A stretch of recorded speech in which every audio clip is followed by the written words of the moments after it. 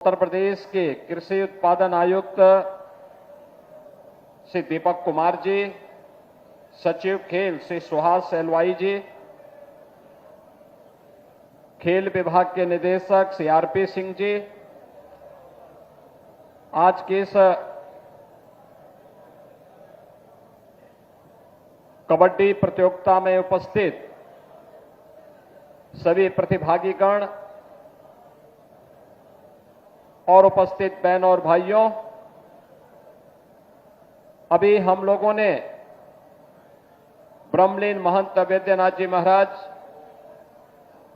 Akhil Bharatiya prize money पुरुष कबड्डी प्रतियोगिता के फाइनल मैच के इस रोमांचक खेल को यहां पर देखा है। आपने देखा होगा इस खेल में स्फूर्ति भी है और व्यक्ति के मन में टीम भावना के साथ कार्य करने का एक जज्बा भी।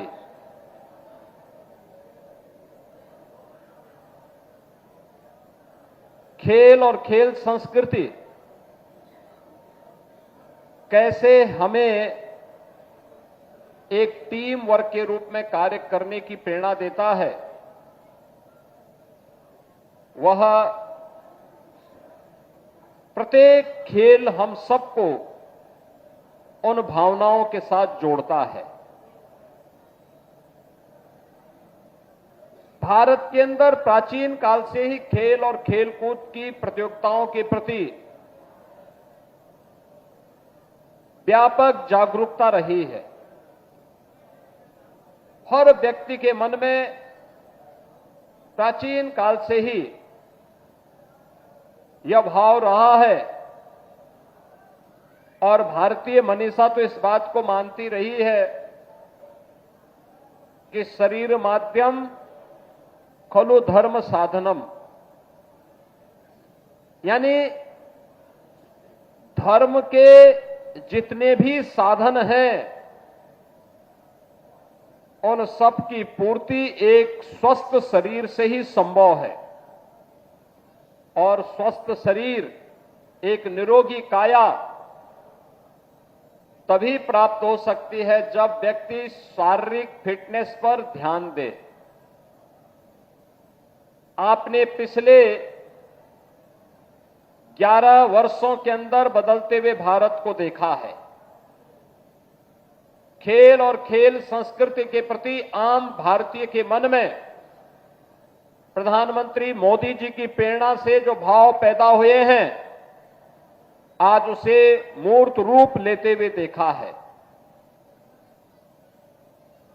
आज इसके कारण भारत की प्रतिभाएं ओलंपिक में, एशियन गेम्स में, कॉमनवेल्थ में, वर्ल्ड चैंपियनशिप में अच्छा प्राइज ले रही है और खेल कूद की प्रतियोगिताओं के प्रति हर एक स्तर पर एक नई जागरूकता पैदा हुई है। आज सांसद खेलकूद प्रतियोगिताओं के साथ साथ विधायक खेलकूद प्रतियोगिताओं के आयोजन हो रहे हैं। खेलो इंडिया खेलों के माध्यम से हर एक स्तर पर केंद्र स्थापित हो रहे हैं। उत्तर प्रदेश के अंदर पहले से 3 स्पोर्ट्स कॉलेज हैं। हमारी सरकार ने तय किया है हर कमिश्नरी मुख्यालय पे एक स्पोर्ट्स कॉलेज होना चाहिए और आज उस कार्यक्रम को लेकर के तेजी के साथ हम कार्य कर रहे हैं। हर जिला मुख्यालय पर एक स्टेडियम होना चाहिए।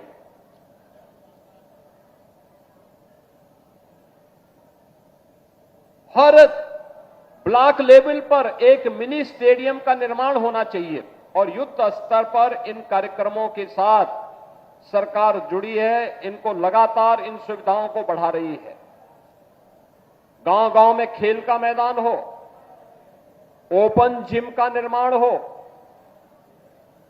सरकार का जो पैसा वित्त आयोग के माध्यम से पंचायतों को जाता है उसकी प्रायोरिटी में खेल का मैदान, ओपन जिम, खेलकूद की गतिविधियों को प्रोत्साहन करने का कार्यक्रम, ये उसकी प्राथमिकता का हिस्सा होता है। और उसी हिस्से के परिणाम स्वरूप आज प्रदेश के अंदर खेलकूद की गतिविधियां बड़ी तेजी के साथ प्रत्येक स्तर पर बढ़ती हुई दिखाई दी है। अब तो प्रदेश अपना स्पोर्ट्स विश्वविद्यालय का कार्यक्रम भी प्रारंभ कर चुका है और मुझे बताते हुए प्रसन्नता है कि उत्तर प्रदेश के अंदर मेरठ में हॉकी के जादूगर मेजर ध्यानचंद जी के नाम पर हम लोग एक स्पोर्ट्स यूनिवर्सिटी का निर्माण कार्य कर रहे हैं, जिसका पहला सत्र इस वर्ष से प्रारंभ भी हो गया है। इसमें जो भी निर्माण कार्य हो रहे हैं, स्टेडियम, इंडोर स्टेडियम, वहां विश्वविद्यालय के भवन का निर्माण, विश्वविद्यालय की अन्य बुनियादी सुविधाएं, इनमें जो स्टैंडर्ड रखा गया है ओलंपिक और एशियन गेम्स के, कॉमनवेल्थ गेम्स का जो स्टैंडर्ड होता है, उसको ध्यान में रख करके उसके अनुरूप सुविधाएं वहां विकसित की जा रही हैं। और आज आपने देखा होगा कि 2030 का कॉमनवेल्थ गेम्स भी भारत के अंदर, अहमदाबाद के अंदर आयोजित होने जा रहा है। यह इसकी तैयारी करने के लिए एक अवसर इस प्रकार की प्रतियोगिताएं हमें देती हैं। मुझे बताते हुए प्रसन्नता है कि पिछले लगातार 7 वर्ष से इस प्रतियोगिता का आयोजन यहां पर होता है और बड़ी संख्या में यहां पर एक टीमें भाग ले रही हैं। और इस बार मुझे प्रसन्नता है कि 12 टीमों के 168 खिलाड़ियों ने और 24 कोच और टीम के मैनेजर ने इस पूरी प्रतियोगिता में प्रतिभाग किया है, जिसमें राजस्थान, हरियाणा, कर्नाटक, आंध्र प्रदेश, गुजरात, विदर्भ, छत्तीसगढ़, मध्य प्रदेश, पूर्वोत्तर रेलवे, भारतीय सेना, जेडी एकेडमी और उत्तर प्रदेश की टीमें शामिल हैं। अभी आपने शानदार फाइनल का मैच पूर्वोत्तर रेलवे गोरखपुर और उत्तर प्रदेश की टीम में देखा है। उत्तर प्रदेश की टीम विजयी रही, पूर्वोत्तर रेलवे उप विजेता रही। मैं सबसे पहले दोनों टीमों को बधाई देता हूं और उन्नत प्रदर्शन करने वाले खिलाड़ियों का अभिनंदन करता हूं। उत्तर प्रदेश की टीम विजयी क्यों हो पाई? क्योंकि उत्तर प्रदेश में हम लोगों ने गारंटी दे दी है, जो भी खिलाड़ी ओलंपिक में, कॉमनवेल्थ या एशियन गेम्स में या वर्ल्ड चैंपियनशिप में देश के लिए मेडल लेकर के आएगा, हम लोग उसको सीधे सरकारी नौकरी उपलब्ध करवाएंगे।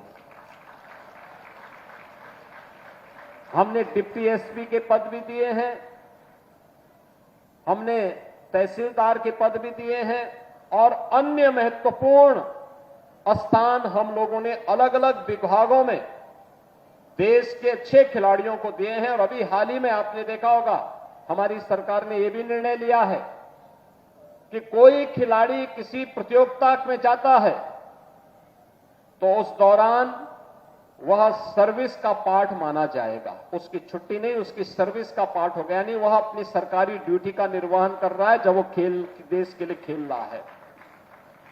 दूसरा, हम लोगों ने यह भी निर्णय लिया है कि सरकारी नौकरी जो खिलाड़ी प्राप्त करता है, अक्सर विभाग उसको प्रैक्टिस करने के लिए अवसर नहीं देते थे। हमने कहा नहीं, इस खिलाड़ी को पूरी प्रैक्टिस करने का अवसर मिलना चाहिए। और मुझे बताते हुए प्रसन्नता है कि अब तक हम 500 से अधिक खिलाड़ियों को उत्तर प्रदेश सरकार के विभिन्न पदों पर, उसमें से ज्यादातर को पुलिस में, उनको सरकारी नौकरी में समायोजित कर चुके हैं और उन्हें वहां पर हम लोगों ने विभिन्न प्रकार की व्यवस्थाओं के साथ जोड़ा है। खिलाड़ियों के लिए अच्छे प्रोत्साहन के कार्यक्रम भी प्रदेश के अंदर आज चल रहे हैं। यानी ओलंपिक में एकल गेम हो या टीम गेम, कॉमनवेल्थ एशियाड हो, एशियन गेम हो या फिर वर्ल्ड चैंपियनशिप के इस प्रत्येक गेम में खिलाड़ी, टीम उनके प्रतिभा करने, उनके मेडल पर भी पुरस्कार की राशि अलग अलग घोषित की गई है। ये सभी आयोजन खेलकूद की गतिविधियों के प्रति सामान्य नागरिक को जागरूक करने की दिशा में सरकार के द्वारा किए जाने वाले प्रयास का हिस्सा है और आज उसी का परिणाम है जब ये प्रतियोगिताएं आगे बढ़ेंगी।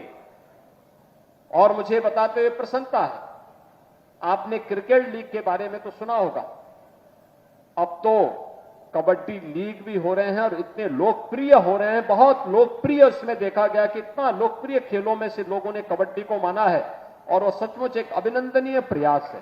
पूरी टीम खेलती है, खेलकूद के कार्यक्रम के साथ जुड़ती है, क्योंकि कबड्डी अपने आप में एक ऐसा खेल है जिसमें हर खिलाड़ी के प्रति आप देखते होंगे कि उनकी हर रेड, हर टैकल और हर बोनस पॉइंट केवल एक खेल नहीं होता है, बल्कि नए भारत की ऊर्जा का वह प्रतीक होता है। यानी हमारी ऊर्जा का, उस खिलाड़ी की ऊर्जा का मतलब देश की जिस टीम का वो प्रतिनिधित्व कर रहा होता है, उस टीम का, उसकी ऊर्जा का प्रतीक होता है।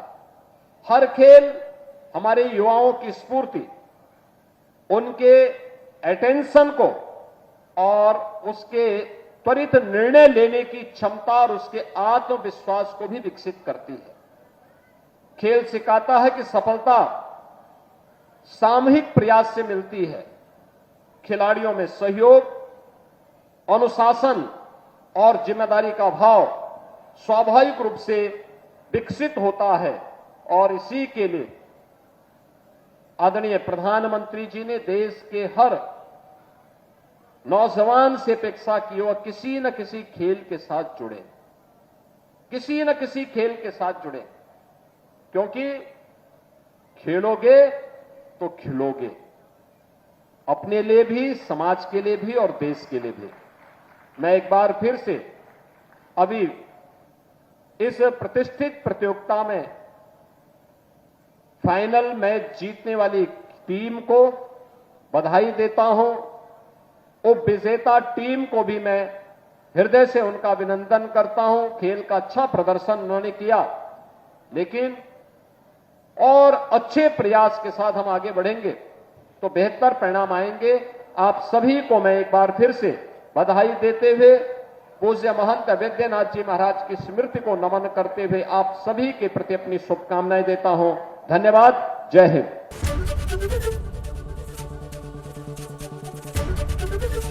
एबीपी गंगा, खबर आपकी, जुबान आपकी।